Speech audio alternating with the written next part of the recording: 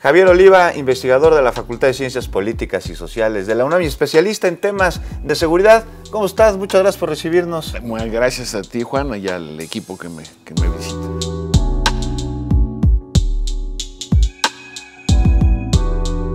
Oye, Javier, la situación en Venezuela, muy complicada y vista desde fuera, pues parece caótica. De repente creemos que en cualquier momento puede haber un golpe de Estado en contra del régimen de Maduro. ¿Sería un golpe de Estado?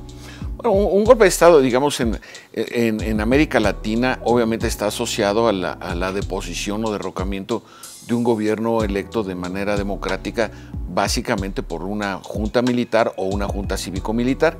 El ciclo de golpes de Estado en América Latina, que arranca en Brasil en 1964 y va a cerrar hasta bien entrada la década de los 90, implicó que varios de estos países se dieron, o la mayor parte se dieron a la tarea de la construcción de instituciones democráticas. Desafortunadamente, algunos de los líderes que surgen después de la vuelta a la democracia, como es el caso de Hugo Chávez y otros más, el caso de Daniel Ortega en Nicaragua, dentro de las estructuras mismas de la democracia, las van modificando y las van ajustando de tal manera que esto les permita continuar en el poder prácticamente de manera indefinida, por lo menos como sucede con Ortega en Nicaragua. En este momento también Evo Morales ha pretendido modificar la Constitución para un cuarto mandato o potencialmente un cuarto mandato. En el caso de Venezuela encontramos probablemente la situación extrema, es decir, desde los primeros gobiernos de Hugo Chávez, que alcanza casi los 10 años, y más los que llevamos de Nicolás Maduro, más los 6 que se supone se religió en meses pasados, pues evidentemente estaríamos hablando de la prolongación pues prácticamente fuera de las reglas democráticas. Entonces nos encontramos ante una situación verdaderamente polémica, porque por un lado tenemos una élite política que abusa claramente de las dinámicas institucionales y de los recursos que les da el ejercicio del poder, y por el otro una oposición que se ve acosada, marginada, que tiene que recurrir a ciertas medidas de presión, sobre todo las movilizaciones y en algunos casos las protestas violentas, para abrir los cauces y retomar una verdadera democracia, que hay que recordarle a nuestro auditorio que la democracia es muy sencilla. Los que están quieren permanecer, y los que están afuera pues quieren entrar, ¿no? Oye, Javier, entonces el régimen de Nicolás Maduro, pues de plano no es democrático. En este sentido, por la forma en la que se ha mantenido en el poder, la manera en que anuló a la asamblea que resultó electa, y por el hecho de que su partido no haya ganado la mayoría, pues él convocó a unas nuevas elecciones. Digamos que en este momento hay 2 cámaras de diputados o 2 constituyentes en Venezuela. Entonces, esta búsqueda del líder político, puede llamarse o apellidarse Maduro o no, lo que le hace es ser propenso a decisiones de fuerza, y entonces cada vez más se van recargando en las Fuerzas Armadas, que hay que recordar que la mayor parte de los líderes políticos de más alto nivel en este momento en Venezuela, por ejemplo, en el caso de Diosdado,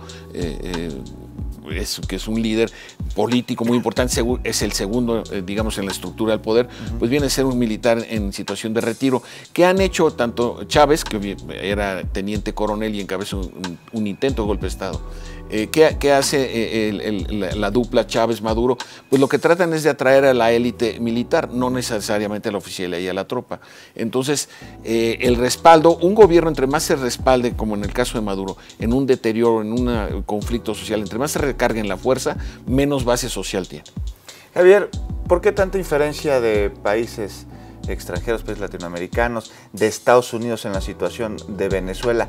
¿En qué le afecta a los vecinos de Venezuela, países sudamericanos, que se está viviendo esta situación? Bueno, aquí hay que hablar del mercado petrolero. Recordemos que Venezuela es el principal productor de petróleo asociado a la OPEP en el continente americano.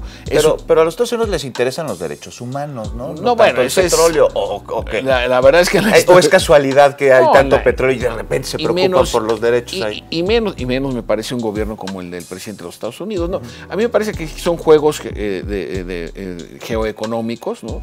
Los que están prevaleciendo, una dinámica política en América Latina donde del péndulo de la izquierda popular estamos ahora en el péndulo de la derecha popular, como es el caso de Bolsonaro o de Macri en Argentina. Entonces sí me parece que también en el contexto georregional el aislamiento político ideológico de Nicolás Maduro pues es muy evidente. ¿Cómo lo podemos comprobar? Las salidas no muy decididas, no muy de respaldo del propio Evo Morales, que ha tenido más bien un papel, yo diría, incluso discreto, prudente en esta dinámica. Ahora, desde luego la injerencia de los Estados Unidos y entendiendo la beligerancia del presidente de este país, pues en vez de ayudarle a Guaidó en este proceso de tratar de abrir la dictadura de Nicolás Maduro a procesos democráticos, pues obviamente en vez de ayudarle, pues les resta. ¿Le quita legitimidad?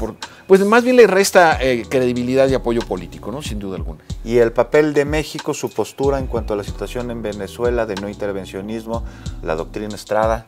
Pues la convocatoria a que se resuelva el diálogo, sobre todo después de un par de manifestaciones multitudinarias y que ahora, digamos, ha caído un poco el ánimo opositor de los seguidores de Guaidó, me parece que la convocatoria al diálogo pues es lo más prudente, sobre todo porque México no puede plegarse a un planteamiento diplomático de los Estados Unidos en la medida en que el gobierno de este país pues ha humillado, ha maltratado a los migrantes mexicanos y ha tratado también de mancillar el honor de México a nivel internacional. Oye, finalmente, Javier, aquellas personas que dicen, oye, cuando la Guerra Civil Española, México no le dio la espalda a sus hermanos españoles y ahora se le está dando a los venezolanos, me parece que no tiene nada que ver una cosa con la otra. Son contextos completamente diferentes. ¿Franco hizo lo que quiere hacer Guaidó, de alguna manera? No. Son primero, en el caso de Guaidó es un líder civil. Sí. Franco fue un líder militar apoyado por Hitler y por Mussolini, fascista, ni más ni menos. Entonces, me parece que la comparación, quien la haga, pues obviamente no tiene la más remota idea de lo que significa la historia diplomática contemporánea. No, en todo caso, estamos ante un fenómeno nuevo. Estamos en el periodo más largo de estabilidad democrática y económica de América Latina, con sus barruntos, desde luego con sus problemáticas, pero no son las crisis que paralizaban a las economías de los países. Tenemos congresos, alcaldes, presidentes, gobernadores en todos los países con ciertos niveles de inestabilidad, pero también con un prolongado proceso de vida institucional. Entonces, ante ese contexto sí me parece que reclama un análisis específico y en el caso de Venezuela, pues el maltrato, la forma en la que la sociedad se ha empobrecido, los miles de migrantes. En México tenemos gente trabajadora, gente buena de Venezuela que ha venido a buscar mejores horizontes y que lamentablemente el gobierno de Nicolás Maduro y su equipo pues no se han dado cuenta y parece que los tiranos no rectifican, necesitarían un poco más de sensibilidad política para ajustar y abrir las posibilidades para que la oposición tenga un espacio. Recordemos que Maduro modificó la ley electoral a modo para que la oposición no pudiera tener representación. Eso solamente lo hacen los tiranos. Y además parece que tiranos de siglos anteriores, esto no se veía desde hace rato por acá. Pues Javier, muchísimas gracias. Gracias a ti, Juan, gracias a tu equipo muy eficiente. Saludos al auditorio.